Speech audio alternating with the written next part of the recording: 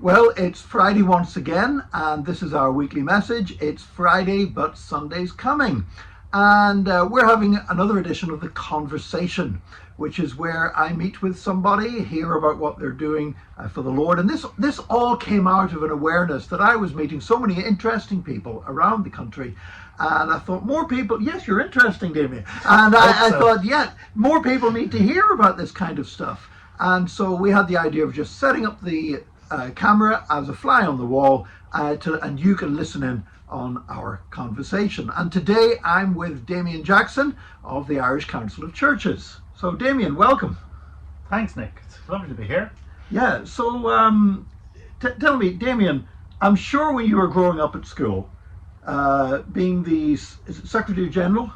General Secretary. General Secretary. You see, Evangelical Alliances often have Secretary Generals. So yeah, I'm not quite sure what difference it makes. I have no idea whatsoever. Anyway, yeah. But you're the GS, not the SG. So I'm sure when you were at school, being the General Secretary of the Irish Council of Churches was not what you answered when they said, "What do you want to do when you grow up?" I would never, ever, ever have imagined anything like it. No. When I was in secondary school, for me, it was science, science, science, and tennis. And I knew I wasn't going to be a professional tennis player. That would have been the absolute dream, Yeah. but I was quite aware that wasn't going to happen. Getting on the tennis team in the school was my major accomplishment with that. But no, I loved science. I loved physics and chemistry especially. I was the best at them, and you know the way you kind of gravitate to what you're getting a bit of affirmation from. Mm-hmm. So that was what I was going to do. That was always the plan. Go to college, study science, and do research. Yeah. You know? Yeah. But that's not where I ended up. That's not how it ended up. I did go to college, Nick, and yeah. study science. I Okay. did a physics degree and I loved it. Yeah, but you didn't end up as a scientist, and you didn't end up at Wimbledon. So I'm presuming that ending up where you did, you must have had an encounter with Jesus along the way. Yes, I did. I mean, I was brought up in a family that was a Christian family, and I was about 10 when I decided for myself that I wanted to follow Jesus. We went to the local Church of Ireland church in Kill of the Grange in Dublin, and I still remember they had a band which came over from America, and it was an evangelistic sort of event one night, and I went with my dad, and you know the music was great. And Was it some kind of like Christian rock band? Or? Yeah. So like it was super cool as far as I was concerned. Yeah. And at the end, you know, they did a call for anybody who wanted to make a decision to follow Jesus. And no, I mean, it was a deeply powerful emotional experience apart from anything else. Yeah, I mean, I would say I was overcome by the love of the Holy Spirit, and and made that commitment at that age. So after that, I always knew I am a Christian. Yeah. And then the question is, well, working out, well, what do you do with that? You know, and how do you live that out? Okay. I'm still trying to work that one out. So how did you get involved then with the idea of working full-time for a Christian organization? How did that come about? Well, that took a long time, yeah. After I graduated, I worked as a software engineer for 10 years in London. I went to London to follow my girlfriend, who then became my wife. It was very much worth the displacement. And after we moved back to Dublin, I was still working as a software engineer, but you know, I enjoyed the work, but what I wasn't committed to in any way was the sort of ideology of making money. I mean, that was what the company was obviously all about. That's what companies are all about. Yeah. So I actually had the opportunity to leave that job and go back to college, and I went back and I studied international peace studies. Okay. In the Irish School of Ecumenics. And what I was really interested in was, where are the churches in this work of building peace and building reconciliation, not just on our island, you know, which has its story of conflict as we know, but peace and reconciliation between us as human beings in all the kind of ways we're fractured. And I was particularly interested in how churches responded to migration, how churches responded to it when there was racism and discrimination against people who happened to have been born in a different place. So that's basically where my journey was. I still wasn't thinking about working full time, in that work. I didn't know where it would lead, but that's the study that I then did. Okay, because actually you're mentioning there about migration and that, because that's the first issue that we really got to know each other and cooperated on. I mean, we'd met before then briefly, but it was whenever you were putting together an approach to do with asylum seekers in direct provision. Yeah. And you were getting the four main churches to sign up to this and cooperate on this. And you very kindly invited the Evangelical Alliance to be a part of that as well, which we don't normally get invited to things when it's the four main churches, you know. Yeah. Well, that was a very significant thing, and I honestly can't really remember what stimulated me to do that. It was after I went back to college. I did a PhD, and that's what my PhD was on. How do we, as Christians, respond to people who have no recourse to the state for their security? So, if you're not a citizen, So, in other words, undocumented migrants, or people who tend to be called illegal immigrants. I don't like that word. They are the most vulnerable, I suppose, in a society, because they, if I commit an act of violence against you, Nick, you can bring me to court. Yeah. And ideally, you'll get a prosecution and I'll be punished. Undocumented migrants have no such recourse. So as churches, we should be concerned for the most vulnerable people in the society, at least as far as I think. So I was studying, how churches have responded. Yeah. Do Christians have this conviction that our duty is to love our neighbor, even if we don't identify with them at all, even if they've done illegal things, So anyway, that's what I was studying. So while I was studying this, I don't know when I came to this decision, but I thought it would be great if the churches could write to the Minister for Justice at the time of responsibility for direct provision, because there were a few, I think it's a horrible system, but there were a few tangible, not major things that could be done to make the life of people who are waiting a decision on their asylum application more tolerable, like having cooking facilities. Anyway, so I just approached you in the Evangelical Alliance, and I approached at that time the General Secretary of the Irish Council of Churches, to see if they would be willing to do that, and we went on and we did that. Which was, and every one of those recommendations that we then made in that paper, they were implemented to some degree by the government. They were eventually, Nick. I wouldn't like to claim, that A led to B necessarily, but yes, no, you're absolutely right. In particular, the one of them was to have a much more quick assessment of cases, and another one was that people should have the right to work after 6 months, and those were brought in, eventually, because the court mandated it, because a lawsuit was brought by somebody, and it was found to be breaching the Convention on Human Rights, the European Convention on Human Rights. I wouldn't necessarily say it was connected to that letter. Nevertheless, I think it's important that Christians do speak into the public square when there is a matter about which they feel there's injustice, and people of faith, have a right, as much right as anybody else, to make their views known to their elected representatives and to call for reform and for justice, in our society. So yeah. And now you've ended up working for the Irish Council of Churches yourself. I have. And was that simply as simple as you saw a post advertised and you sent your CV in and off you went? Yeah. Well, yes and no. It in a way it was. Yeah. They wanted to recruit somebody based in the Republic of Ireland to have a focus on issues around migration and asylum, and on connecting with what we might call migrant churches, or churches that have been brought here with the people who practice those traditions, those Christian traditions. So I after I finished my PhD, it was a couple of years after that I applied for that job and got it. So I worked there in that role as program officer for 5 years, which was a joy. Yeah, and now you're General Secretary. And now I'm General Secretary, because yes, my boss, Nicola Brady, who was General Secretary, she joined Churches Together in Britain and Ireland, so that's an umbrella body that encompasses England, Scotland, Wales and Ireland. And she's General Secretary there now, so I applied for that job and got that one. Right. Now, for people, mostly it's evangelical Christians that would listen in on these conversations. So if there's Now, there aren't many evangelical organisations as such that are part of the Irish Council of Churches.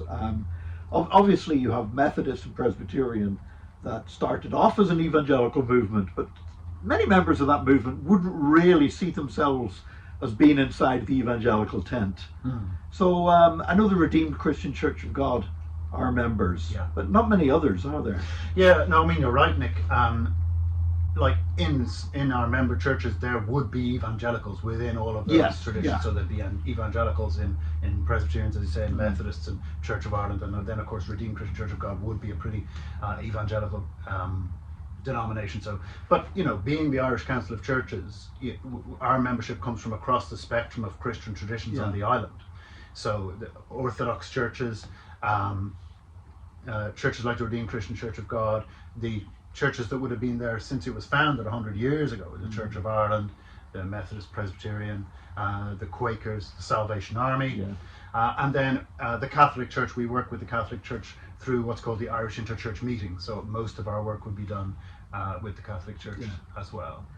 But so, I'd forgotten about the Salvation Army. Yeah, don't forget the Salvation Army. Even though I came to Christ through the Salvation Army. I know you did, absolutely, yeah. No, they're a long-standing member. So, I mean, our aim is to live out that call to unity in diversity that Jesus made in John 17, amongst other places. And, you know, as Christians, our diversity reflects the diversity that God has made on earth. You know, human beings are different in so many ways, linguistically and culturally, and there's no one way to practice the Christian faith. The fundamentals of it, in a way, are very simple. You know, we believe that Jesus died to redeem us, to restore us to a relationship with God. And out of that fundamental nexus of our unity, you know, we work together to seek to bear witness to the hope that we have in us, you know, that we believe will be realized when Jesus returns and we have a new creation. And what have been some of the things that working with the Irish Council of Churches that you found the most fulfilling to do? Yeah, I mean, well, I suppose there's fulfilling aspects of the work that we sort of do together, but you know, what's really fulfilling is actually the relationships with the people who are involved in that work. You know, when you're working with people who come from traditions that have been practicing their faith and seeking to live in obedience to Christ for 2,000 years, there's so much to receive. So working with people from the Orthodox traditions, working with the Quakers, you know, who have a distinctive kind of tradition as well, and a history. You know, there's so much to learn and to receive from other people's ways of praying, and from listening to how they bring Scripture into their lives and into their discussions. Because it's not, I mean, I would have been brought up in a fairly evangelical way, I guess, within the Church of Ireland. You know, the focus on daily Bible study and prayer in the church, and you know, those kind of pillars upon which the evangelical way of doing faith is based. And you know, it's been really important for me, and it still is. But we've much to learn from others too. So that's been really enriching, and it's a delight, really, to be honest. But then being able to speak to have a voice in the public square is tangibly more effective when we speak together. As the Christian churches in Ireland. Now, we're not all the Christian churches in Ireland, but we're representative of a broad spectrum of Christianity in Ireland. And so we're able to speak in much more effective ways when we're together. So, I mean, our advocacy around migration and asylum issues, we recently, just before COVID, did a big project on housing insecurity and homelessness, which is, you know, at a critical state in the Republic of Ireland, but it's also dire in Northern Ireland. And just this morning I was speaking with the church leaders about that, and we're going to seek a meeting with the First Minister and Deputy First Minister to speak about this, because it's it's becoming absolutely critical in Northern Ireland at the moment as well. So being able to do something tangible to try and bring about a more just society is just a real privilege. Now, the voice of the churches isn't what it was. Yeah. And I would argue that that's no bad thing necessarily, because I think the church and the state had too tight a relationship, in Northern Ireland and in the Republic of Ireland during most of the 20th century, and it wasn't good for the state, it wasn't good for the church. Now, being a more marginal voice, if we manage to take off our rose-tinted glasses, and if we manage to have confidence in the God, who is over all things, and trust that God's will be done, God's purposes will be fulfilled, then we have an opportunity now to speak from the margins in a more prophetic way, in a more humble way, not as a privileged voice in society, but as a voice of integrity, if we have the courage to do so, and also to kind of not try to sugarcoat or try to gloss over the harm that was done in the name of the church in the past. You have to be honest about that, and if we are and have integrity, then I still believe we can be a voice for justice. Now, so if somebody is watching this or listening to this, because sometimes these go out on the radio as well, if somebody was watching or listening to this representing an evangelical movement, maybe they would be afraid that being part of something like the Irish Council of Churches would be like reducing everything to the lowest common denominator. I mean, how could you encourage people to get involved? I mean, that is a common perception, Nick, and I would really like to say that is absolutely not the case. That would be, I wouldn't advocate doing that kind of work. Right. But that's what I was trying to speak about, our unity and diversity. We don't want to reduce it to some sort of indistinct, mushy niceness or something. Let's all be nice to each other. We can be nice to everybody. No, but each of us has gifts to bring from our own tradition and experience to bring, and each of us has different perspectives to bring that others can learn from, and we bring that as offering. At least I hope we do. And we bring that as offering because it's gift from God, and God has given us each different traditions that each have their richness. And if we are loving and honest with one another, we can receive what is offered and reflect back how we experience that, what we think of that, honestly and in love. And obviously there's a theological diversity there, and not everybody believes the same thing, and we don't demand that of everybody. Yet, of course, we do agree on the fundamentals of the Christian faith. So I don't know if that explains that very well, but it's certainly this idea that there's a sort of a compromise or a sort of lowest common denominator. Absolutely not. In fact, we try to provide a space where people can bring the whole of who they are there, not apologize for it. This is what we believe, this is our tradition, and bring it as offering to our brothers and sisters from other traditions. And if we, the most important part of our role in the Irish Council of Churches is to build relationships between the people who are around the table, so that we actually kind of know each other, build confidence and trust with one another.